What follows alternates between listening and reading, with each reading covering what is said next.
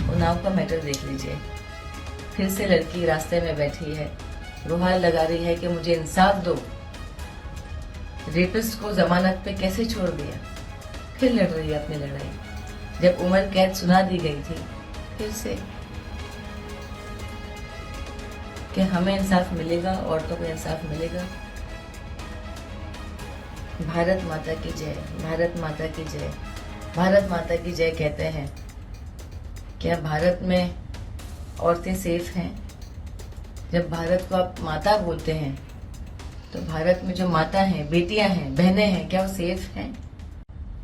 अस्सलाम वालेकुम, नमस्ते जी। मुझे अब फिक्र होने लगी है, घबराहट होने लगी है इस बात को लेकर कि हम औरतों को इंसाफ मिलेगा। उन्नाव का मैटर देख लीजिए। फिर से लड़की रास्ते में बैठी है, गुहार लगा रही है कि मुझे इंसाफ दो। रेपिस्ट को जमानत पे कैसे छोड़ दिया? फिर लड़ रही है अपनी लड़ाई। जब उम्र कैद सुना दी गई थी, फिर से कि हमें इंसाफ मिलेगा, औरतों को इंसाफ मिलेगा। भारत माता की जय, भारत माता की जय, भारत माता की जय कहते हैं। क्या भारत में औरतें सेफ हैं? जब भारत को आप माता बोलते हैं तो भारत में जो माता हैं, बेटियां हैं, बहनें हैं, क्या वो सेफ हैं?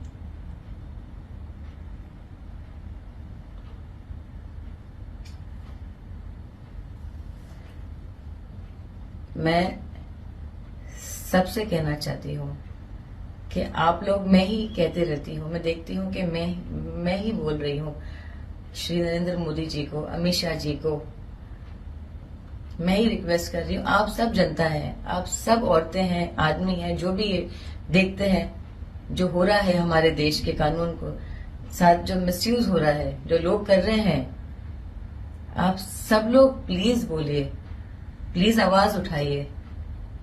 योगी आदित्यनाथ जी, आपने खुद ने कहा था कि जो भी रेपिस्ट होगा, क्रिमिनल होगा, उसके पूरे घर पे बुलडोजर चलाएंगे, उसको इनकाउंटर करवाएंगे। तो सर प्लीज कीजिए, प्लीज कीजिए। मैं सब जनता से कहना चाहती हूँ कि आप सब लोग बात करें, एक ही इंसान आके बात करे, नहीं हो सकता ये। आप सब लोग आए, बात करें। जनता हैव टू स्पीक। आज मुझे बहुत याद आती है हमारे बाला साहब ठाकरे जी की। वो हमेशा जब भी कुछ गलत होता था, और अगर वो होते और ये बात मैं उनसे करती कि सर अब मैं मुंबई में हूं,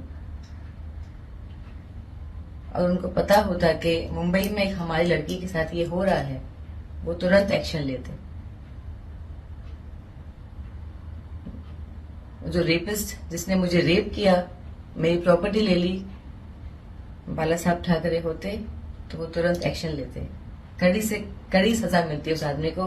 पता भी चलता नहीं कि उसने कहां पर गुनाह किया है, लेकिन अफसोस वो है नहीं। बट अभी जो हमारा देश चला रहे हैं, मैं उनसे कहना चाहती हूँ, सर प्लीज हमें प्लीज टूटने मत दीजिए। भारत की जो बेटियां हैं उनको टूटने ना दीजिए sir, please, is a request.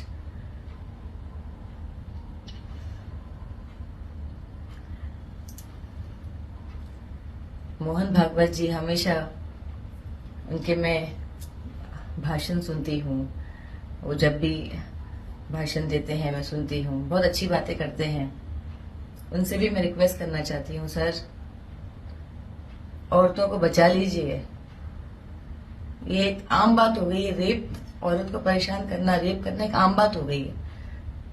आप सब लोग सीनियर हैं हमारे देश के, बचा लीजिए सर औरतों को। परेशान हो गए, हम सब परेशान हो गए, बचा लीजिए हमें प्लीज, इज अ रिक्वेस्ट। मैं अपने लिए तो कह रही हूँ, सारी औरतों के लिए कह रही हूँ, और सारी औरतों से भी कहती हूँ, आप भी आए, आपकी आंखों के सामने हो रहा है गलत, उठें, आवाज लगाएं। कल आपके साथ भी हो सकता है, हर घर में बेटी है, बहन है, माँ है। प्लीज आप सब लोग आए, आवाज उठाएं, मुझे रिक्वेस्ट। हाँ, मैं कहना चाहती हूँ, सब मुझे कहते हैं कि आप, अरे आप तो जय श्री राम नहीं बोलती हैं, राधे राधे नहीं बोलती हैं।